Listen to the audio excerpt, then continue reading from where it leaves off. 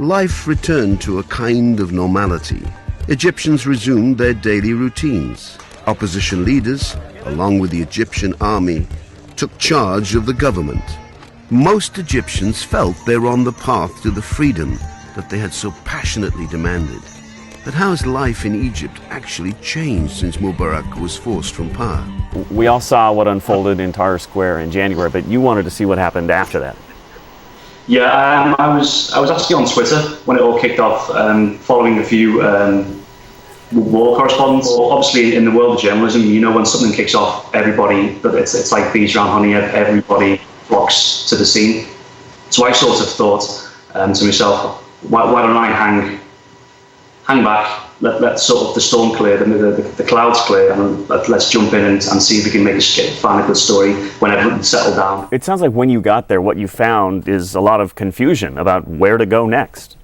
Yeah, well, Tahrir Square, everybody's going about their own business, but you can tell when you speak to people on the street, we do a bit of vox pop, you can tell people are it's sort of the anticlimax now. It's sort of, well, everyone's looking over the shoulder going, what do we do now? Where's the country going? The future, in a lot of ways, is sort of as scary as the past. I felt from speaking to the students who were personally at Tahrir Square during the protest marches, it was, don't get me wrong, it was amazing what they did, but I felt that they didn't expect to win.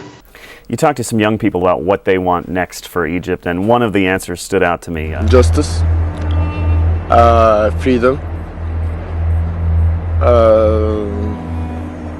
democracy, I think. Especially from students, there was a mixed bag of students being interviewed. Some students wanted, they need to be punished. And then there's the other half of the students we interviewed were saying, no, let's hold on here, let's see what happens. Many people are advocating against revenge, and many people are not. They're not cold-hearted. They're not, but they've been suppressed so long that they feel this is the only way that they will eventually. This is the only way that will triumph. They want their revenge. I personally believe that later would be better. The main emphasis is it was about the justice after, and obviously the whole revolution's happened.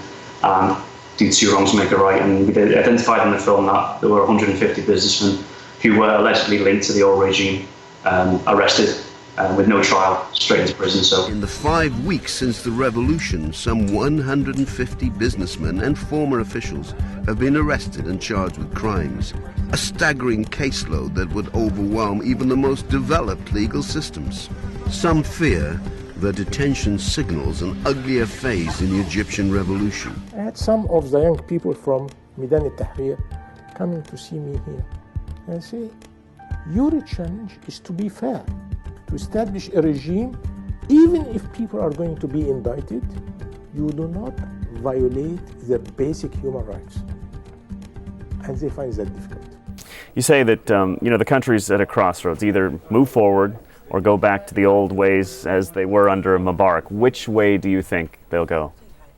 Without help, without this intellectual help, I do fear that they will slip back to the old ways, the old regimes. How the powers of post-revolution Egypt conducts these trials will be the first signal of how the country will evolve into a true democracy in which government institutions can be trusted by the people, or into a disappointment to the masses that filled Tahrir Square and who demanded change. It really is a very good film. It's beautifully shot, and it's interesting too, some perspective I hadn't thought about. Well, I look forward to the next one, and it was great stuff, so we really appreciate it. Thanks for your support.